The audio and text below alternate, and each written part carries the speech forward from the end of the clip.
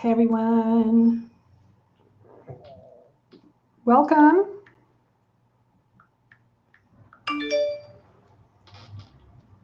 Okay, let me just get set up here. If you hop on, say hi. I am using StreamYard, so if you've got to allow, there should be something that says allow StreamYard to grant permission or something like that, because otherwise I won't see. It will just say that there's somebody online, but I won't know. It won't show your name. So if you see that message, just click OK, grant permission. We're all good, and so I know who's hopping on. Say hi when you hop on, and we'll get started in just a few minutes. This is a really, I think this will be very useful. We're going to talk about triggers and how especially triggers affect you around your family members and parents, right? So let me just make sure that this is going out to where I need it to go to, which is in my Facebook group mostly. So yeah, so as you hop on, give StreamYard permission to show your name. Otherwise, I won't know who is on. And then we'll get started in just a second. I'm just trying to see if this is in the right place. Yes. Okay, cool. Okay. Yeah, so it says, before leaving a comment, please grant StreamYard permission to see your name. So if you click that link and grant StreamYard permission to see your name, otherwise I don't see your name, it will just say Facebook user. All right. So that would be awesome if you do that, or if you do want to stay anonymous, that's totally fine too. You can do that as well. So, all right. Hold on, let me just pull up this page. And then we'll get started. So today we're going to talk about triggers. Okay, specifically in the body. So if you don't know me, my name is Tracy Principe. I run a podcast called Navigating No Contact with Toxic Parents. I run a Facebook group, Navigating No Contact with Toxic Parents, getting close to like 5,000 people in there. So if you are watching me from somewhere else, be sure to check out my podcast and the Facebook group if you would like to do that. That would be awesome. And today, we're going to talk about triggers, specifically why that relates to family members. And if you have questions, feel free to pop the questions in the chat, and I'll be happy to answer questions as we go along here. So, did you ever notice that when you're really stressed and anxious, you feel that in your body, right? You feel something in your body. Maybe you feel tension, you feel tightness, you know your breathing is shallow. Maybe you feel something in your stomach. Some people get like warm, flushed feeling, or tingling in their hands. So that's because traumatic stress and stored stress in the body activates survival responses like fight, flight, freeze, right? So what happens when you have trauma as a child, and you had to survive in your environment, you activated those stress responses, got activated in your body, right? So those and then those sensations get trapped in your nervous system. So that is why what happens when you get triggered, and certainly around family, those create the biggest triggers, because that is what started the trigger in the first place, right? So created that response in the first place. So when, for example, your parent calls you up or texts you or comes to your house or maybe even your workplace, or your body is going to react, right? So think about a reaction that you might have. It starts in the body as that fight, flight, freeze. Now you may notice that or you may not notice that, because you might go into an actual reaction of anger. You might get angry, you might fight, flight, you might run away, or you could just shut down, which a lot of people do. Or you could fawn. That would be the people pleasing, right? That would be the people pleasing that a lot of people go into that response as well with parents. And usually this and everybody I see, it goes out into all areas of your life. So this is going to show up in your relationships, your partnerships, friendships, work situations. It shows up in all nooks and crannies of your life, right? But it always goes back to that original trigger, if you want to call it, that original response to your parents. Now, we didn't have a choice as children. We do as adults. We have choices. The problem is our body is responding from that place of wounding, right? That original wound. Our body is responding, and because trauma is complex trauma throughout your childhood is cumulative, meaning it accumulates over that span and then into adulthood, especially with gaslighting and these things that are still happening for you as an adult when you're dealing with your parents and your family, your extended, your family of origin. It's gonna feel really, really, really intense. It's gonna feel really intense. That's why these triggers in something could be really small and set us off. So that might show up as somebody cuts you off on the freeway, and your reaction is a bigger response than the thing that just happened. Like, if as adults, we shouldn't be road raging on people, right? And a lot of people do that.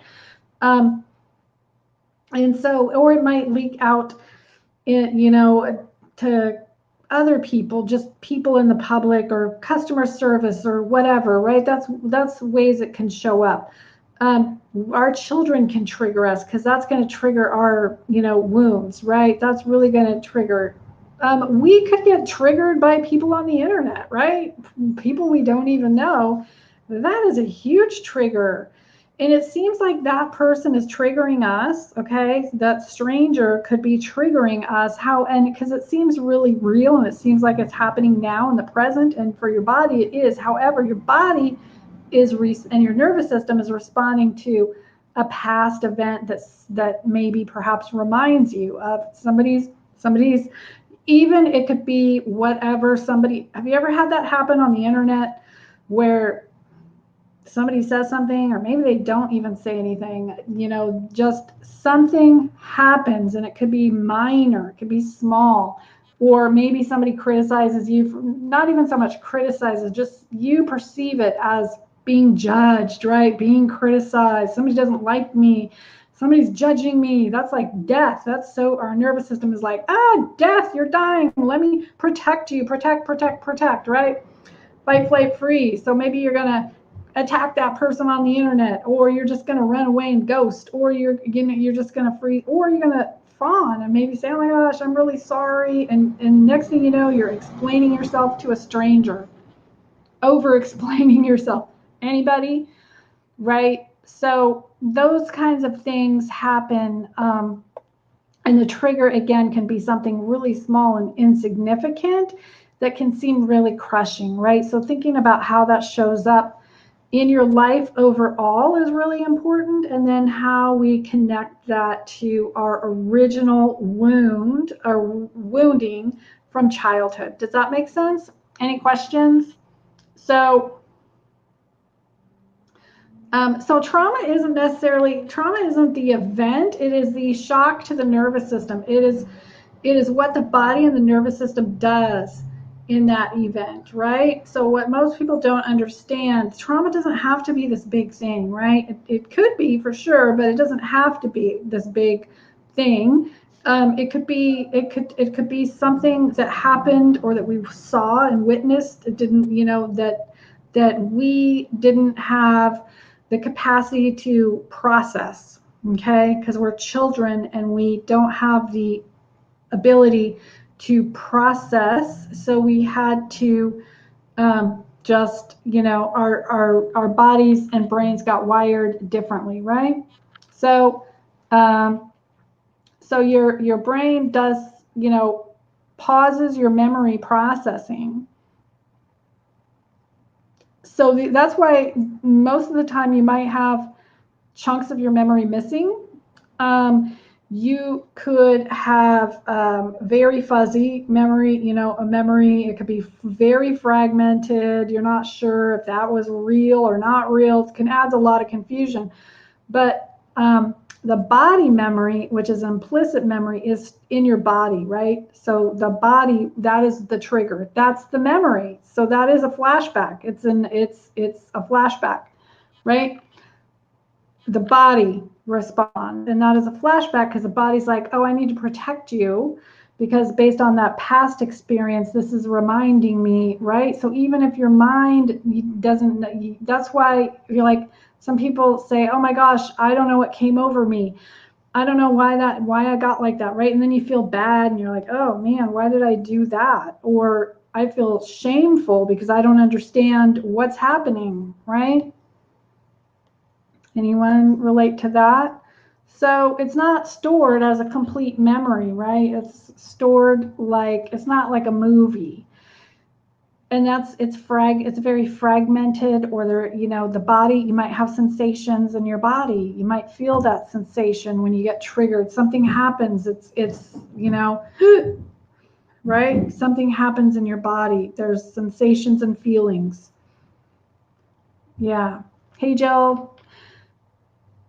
Yeah, some people do. Your mind remembers too clearly. Yes, some people do have the explicit memory, which is, yes, they recall that, and that's true as well. Everybody, again, memories differ, processing differs. There might be both that vivid memory, and then there might be body sensations as well. I have almost no memory, but my body sensations are extremely intense. Not so much anymore, but before doing this work, extremely intense, and I never knew what that was. I thought I didn't understand those body sensations, and I used alcohol to quell it because it was always so very intense. And I thought that was just the way I was, right? I just thought that was the way I was. And so I tried to, I just used alcohol to try to calm that feeling. So that's, when you have that intensity in your body and you just think, oh, I guess that's just the way I am.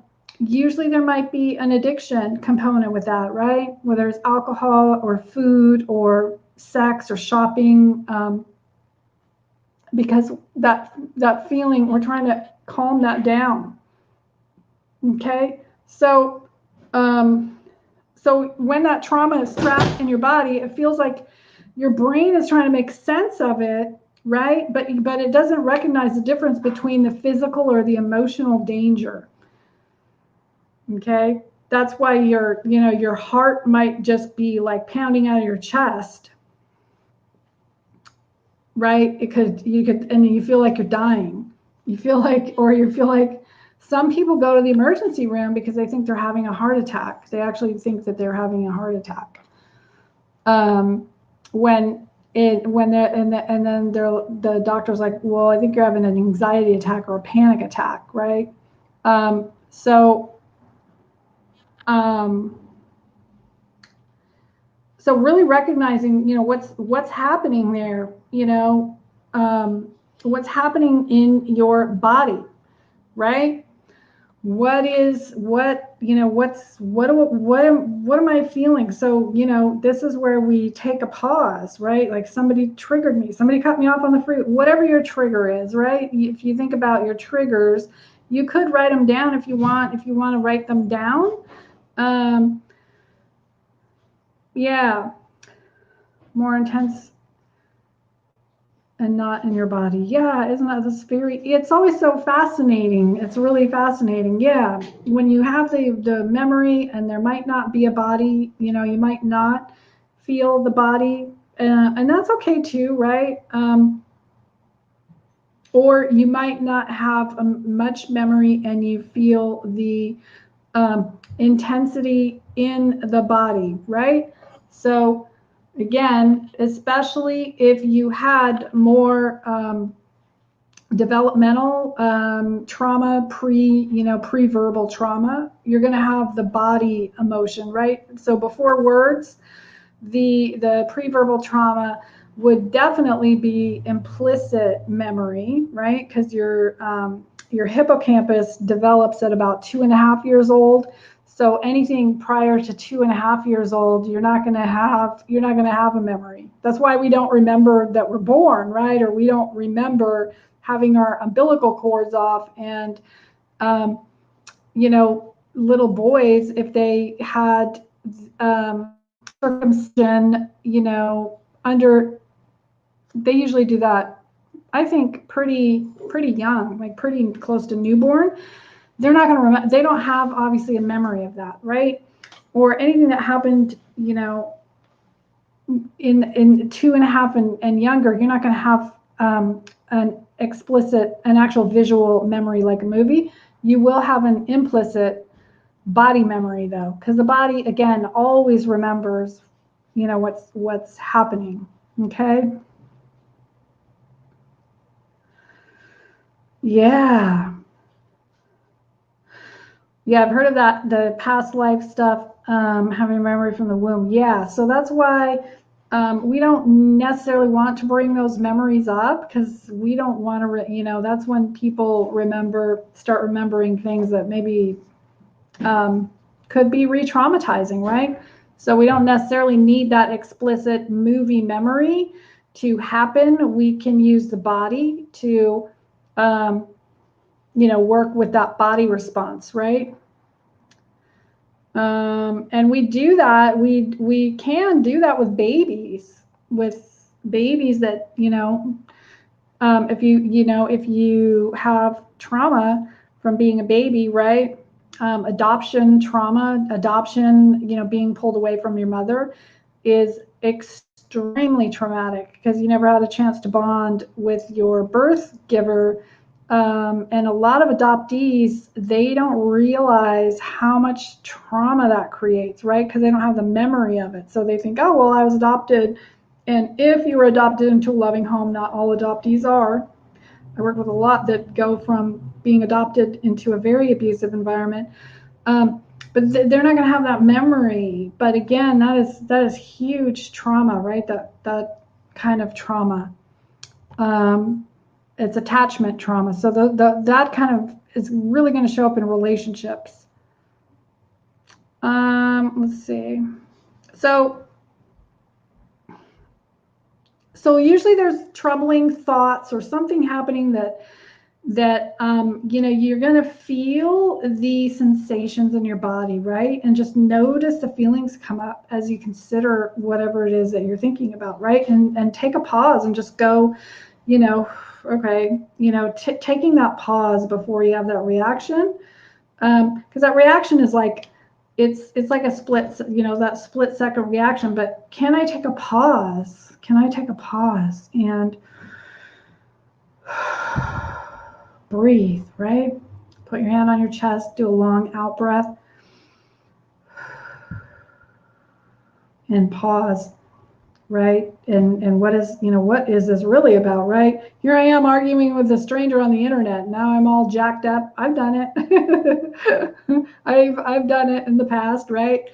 Arguing my point or whatever it is on the internet with a stranger, and getting all, hyper aroused and activated.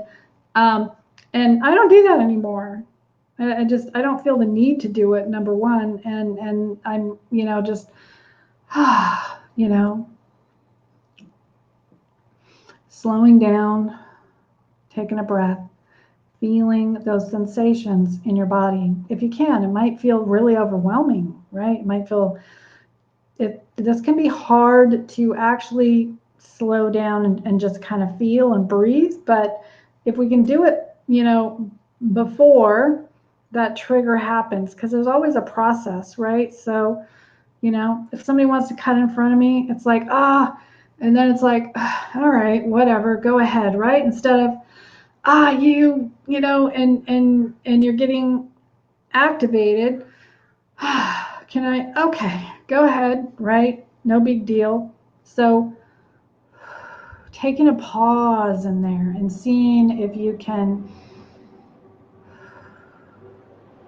soothe your own body. We're trying to soothe those responses that we didn't have any help with. So as children, we needed a parent or a caregiver that was attuned, that was noticing how we felt. And as babies, we can't regulate our own nervous system, so we needed that attuned parent to help us out. And if we didn't have that, then we didn't have anybody to regulate with. Even if a parent was mostly or somewhat consistent with regulating, not all the time, of course, that's not possible. That would have given us help. But if we had a parent that was not regulated because they had an issue, they were, whatever their issue was, or a crying baby was extremely stressful if they were already stressed out, because they weren't regulated and their nervous system was in flight survival mode, it's going to be very hard to, that baby is just going to add an extreme level of stress, right? Extreme level of stress. So, so notice the sensations that come with your thoughts, right? And this can be hard, but if you notice, so the brain is going to try to make sense of whatever just happened. And so a lot of times you'll get the critical, self-critical and self-judging, like, oh my gosh, I'm so stupid. Why did I do that? That is your brain trying to make sense of your trigger or what happened, right? So if you could watch that and see if you could just, it's okay, talk to your body in a different way. If you could try to, say, hey, all right, survival, fight, flight, freeze, right? Survival response. So your survival brain, your lizard brain, that's your amygdala. I call my amygdala Amy, right? So Amy, amygdala. It's all right. You got your amygdala just hijacked, amygdala hijacking, right? So, all right, Amy, it's okay. Talk to your amygdala. Can you say something kinder and gentler to yourself? Because if your brain is like, oh, I'm so stupid. Why did I do that? Why do I always do that? Or I don't know what came over me. I don't know what, I'm usually not angry, but for some, well, you got hijacked. So can you find a little softer way to talk to yourself and be less critical? Try that. Again, slowing down. All right, it's okay. We're okay. We're safe. There's no actual danger around, right? So reminding yourself that you, hopefully, assuming that you are not in actual danger. I'm in my room. I'm in my house. There's no actual danger here. I'm safe. I'm okay, right? Or you could find what works for you. I'm safe. Some people are like, no, I don't feel safe, and that's valid, right? So how about I'm okay?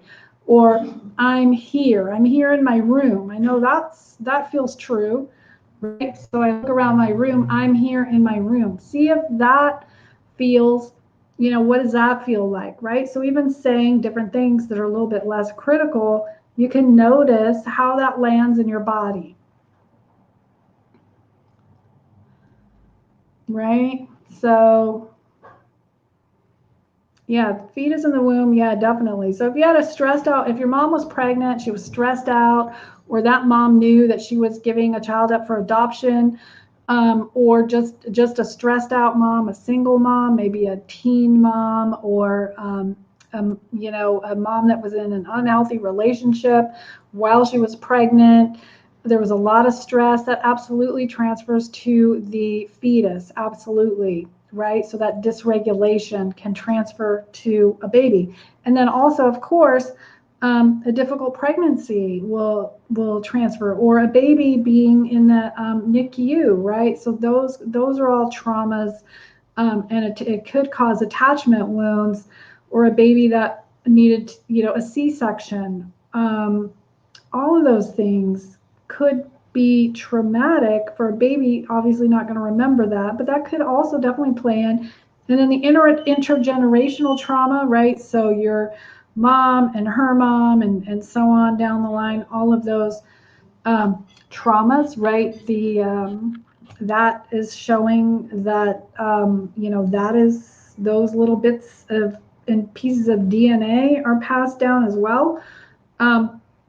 But certainly the trauma that you had with your family of origin.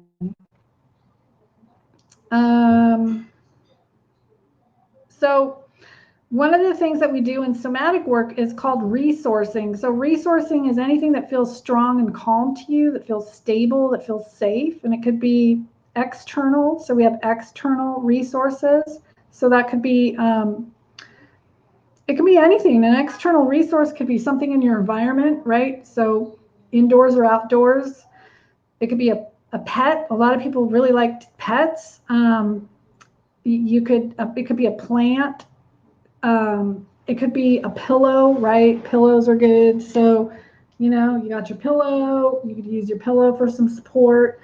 That feels good. Anything. It could be even you can use a past memory. A resource could be, oh wow, remember that time I had the time of my life when I was in Hawaii on vacation and I was on the beach, and if I visualize that sun on my face and that white sand and my toes, and I could literally put myself there and almost smell what that smelled like, right? We can really bring all of those sensations back, and the sensory, right? The senses, the five senses. I sit on my pillow.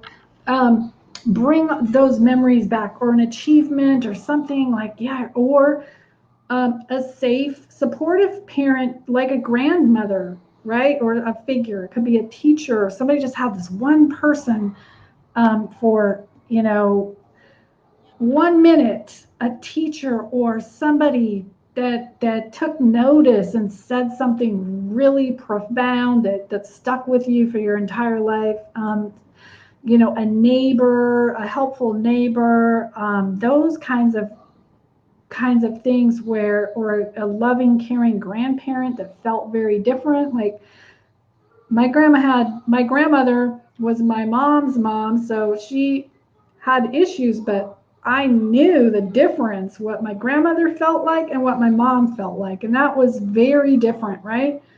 So even though my grandmother,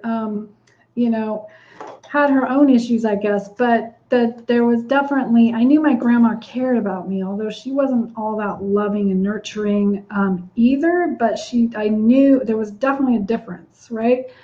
So things like that. Or maybe you went to your grandparents for the summer, or whatever it is. So those could be resources, and those are different sensations that you can feel in your body. And then when you do that, what happens in your body, right? So as you're recalling that, you get, oh yeah, I remember what that felt like. I remember the smell of the baked bread, or my grandmother's perfume, or whatever it was, right? You start, and your body will respond to that, right?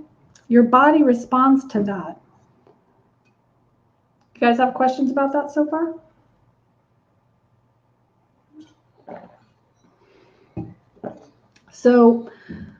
So we're literally rewiring our brains and nervous systems when we begin to, have tools to calm ourselves, to soothe ourselves, to reparent. So it's what we didn't get that parent to calm ourselves, calm our nervous systems down, support us, nurture. We didn't get that for whatever reason. We've got to go back and do that to ourselves, and then release the stored trauma, or process the trauma in the body, through the body, and that is how we heal those triggers, right? So, so for example, my mom doesn't trigger me anymore. Is there a relationship? No, there's not. And I'm very clear that there's not, there never was. But the triggers aren't there. There's just, so I could be around her. It doesn't bother me at all. So there's no more triggers there, right? So that is the work, that is a result of the work that I've done through my nervous system, through, somatic work. That's freedom. That's freedom, right? Because I spent decades being triggered, and for myself and for lots of people, triggers like that create addictions because you're trying to get rid of the pain. So I'm free of all that. That feels like freedom and liberation. Any questions? So that's where, this doesn't have to be that life sentence, right? It doesn't have to feel like you're never going to get out of it, or this is just, you're just going to be in that loop-de-loop, over and over and over again. Not why, that there's nothing worse than that feeling, or feeling like you're constantly looking for, looking for that acknowledgement and that love and that the things that we didn't get. And it's normal to want that. Of course, it's normal to want that. The problem is our family and parents aren't capable of that. And we're, and so that creates that not good enough, and, I'm not good enough, and all the issues that we might have in our adult relationships, right? It creates that disconnection. It really creates a lifelong disconnection from your body and yourself. So when, it's coming back to the body, but the body wasn't a safe place to be. So we got to do this very carefully and a little bit slow, right? So slow actually works faster. And this is going to help too with the physical, the autoimmune, the chronic pain, the fatigue, all of the things. This really helps with that. It really does, because you're releasing that stored stress. So stored stress hurts the body. If you have issues, autoimmune, chronic pain and things like that, that is stored stress in the body, and it can be released with somatic work and along with some other things too. And so, if you think about all that, and it's absolutely connected, right? It's absolutely connected. So it's important to make that connection between those triggers, what's happening in the body, what's stored in the body, right? Really making those connections is so important.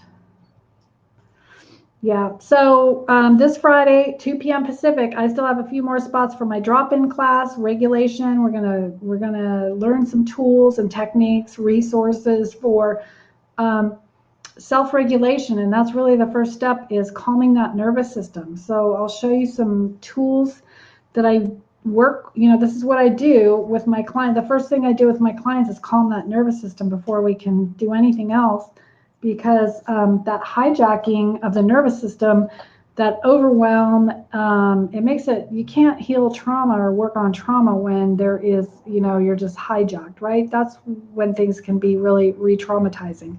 So the very first thing we do is nervous system regulation, get you regulated, feeling a lot better, and then that's when things naturally come up, because you made space for that, and it's now safe, showing you safety first in your body. Safety is a felt sense in the body, right? So that's what we do. So that's this Friday. It's only $25, and you can ask questions, and we're in a group, and so it's really great if you want to do that. It's a few spots left. Let me know, and if there's no more questions, I guess we are done. So thanks for joining, and just PM me if you want to join that class, and I can give you the PayPal link to sign up for that. Thanks so much for joining. All right, if you're watching the replay, #replay, and let me know if you have questions. I'll come back and answer them. Thanks a lot, y'all. See ya.